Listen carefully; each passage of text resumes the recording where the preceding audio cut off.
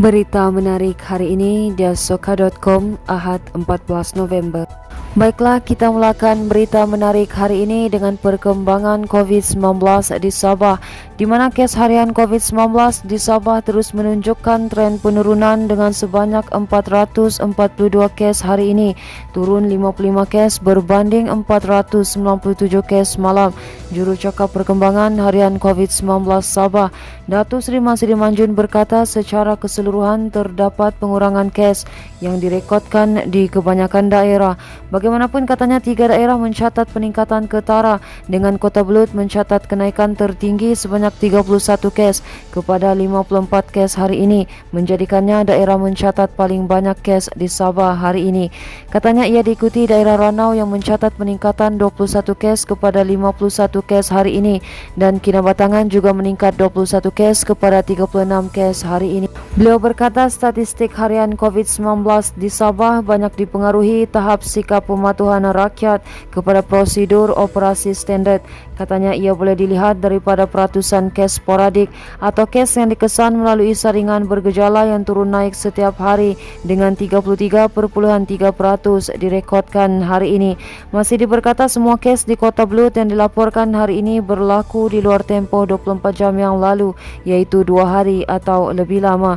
Mengikut statistik masih diberkata hanya 232 kes, iaitu 52.5% daripada 442 kes di Sabah hari ini berlaku dalam tempoh 24 jam yang lalu. Semua pihak perlu bekerja sama menangani masalah penyalahgunaan dada secara berterusan di negeri ini, terutama di kawasan yang dikenal pasti berisiko tinggi KBT berlaku masalah dada.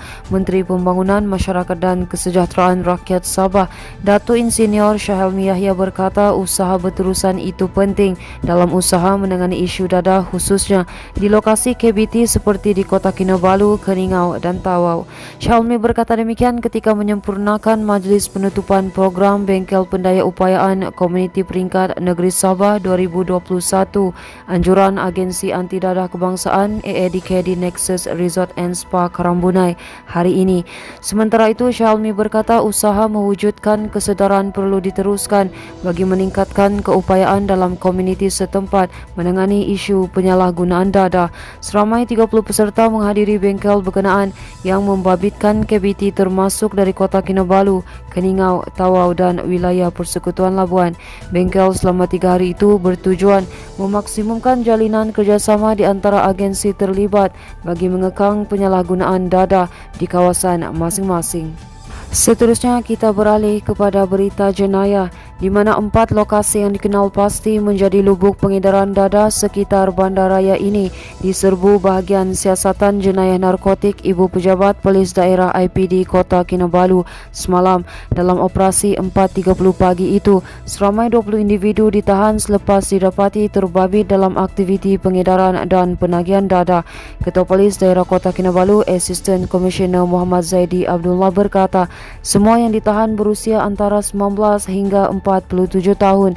Katanya salah seorang suspek berusia ditahan bersama rampasan dada jenis syabu bernilai lebih RM7,000. Muhammad Zaidi berkata pihaknya turut menahan seorang lelaki mengikut Seksyen 39E-1 bersama 5 lagi tangkapan mengikut Seksyen 12-2. Selain itu, katanya pasukan operasi turut menahan 13 lagi individu mengikut Seksyen 15-1-E Akta yang sama. Secara keseluruhan, pasukan operasi menjalankan pemeriksaan terhadap seramai 36 individu. Katanya hasil daripada pemeriksaan 20 lelaki ditahan selepas didapati terbabit dalam aktiviti penyalahgunaan dada di 4 lokasi berkenaan. Tambahnya, jumlah keseluruhan rampasan dada adalah sebanyak 70.9 gram syabu yang dianggarkan bernilai RM7,009 mengikut harga pasaran semasa. Sehubungan itu, Muhammad Zaidi menegaskan usaha membantras pengedaran dan penagihan dada di sekitar daerah ini akan sentiasa diperhebat dari semasa ke semasa. Seterusnya, seorang kanak-kanak lelaki berusia 9 tahun cedera selepas jari telunjuk tangan kirinya tersangkut pada tombol pintu dipercayai di rumahnya hari ini. Mangsa yang cedera kemudiannya dihantar ke Hospital Besar Lahad Datu untuk mendapatkan bantuan. Bagaimanapun, usaha yang dilakukan pihak hospital dipercayai gagal sebelum pihak hospital menghubungi Jabatan Bomba dan Penyelamat Malaysia untuk mendapatkan bantuan. Jurucakap Pusat Gerakan Operasi Jabatan Bomba dan Penyelamat Malaysia Sabah berkata pihaknya menerima panggilan kecemasan pada jam 11.32 pagi. Menurutnya, pasukan bomba bertindak memotong serta menanggal tombol pintu itu menggunakan grinder khas sehingga tombol pintu itu berjaya ditanggal. Katanya operasi akhirnya berjaya dilakukan pada jam 1.25 petang sebelum mangsa diserahkan kepada pihak hospital untuk mendapatkan rawatan selanjutnya. Baiklah, ini merupakan berita terakhir dari kami, di mana 4 wanita yang dilaporkan hilang ketika mendaki Bukit Pancang Tinagat Tawau ditemui selamat oleh penduduk kampung malam tadi. Semua mangsa dilaporkan hilang selepas menjalankan aktiviti mendaki bukit berkenaan sejak pagi semalam. Jurucakap Pusat Gerakan Operasi Jabatan Bomba dan Penyelamat Malaysia Sabah berkata pihaknya menerima panggilan kecemasan pada jam 8 malam. Katanya semua mangsa berusia 25 hingga 27 tahun terbabit berdepan masalah untuk mencari laluan keluar dari bukit berkenaan. Tambahnya, pasukan bomba bersama pasukan polis serta penduduk kampung kemudiannya menjalankan operasi mencari dan menyelamat di kawasan bukit berkenaan.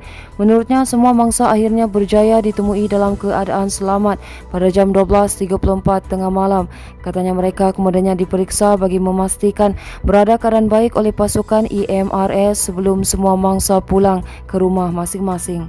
Baiklah, itu sahaja yang dapat kami kongsikan setakat ini. Teruskan bersama kami untuk mendapatkan berita komprehensif hanya di diasoka.com.